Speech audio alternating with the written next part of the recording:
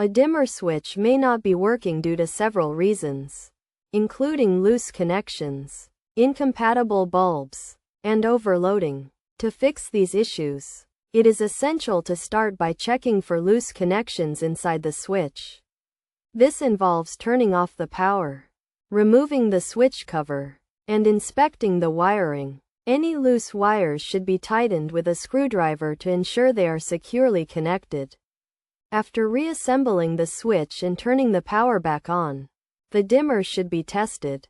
If the issue persists, it is crucial to verify that the bulbs are compatible. This can be done by ensuring that only dimmable lights are used and replacing any non-dimmable bulbs with compatible ones.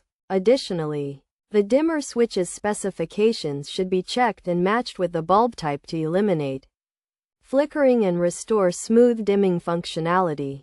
Overloading could also be the cause of the problem, in which case reducing the number of lights connected to the dimmer switch or upgrading to a higher capacity switch may be necessary.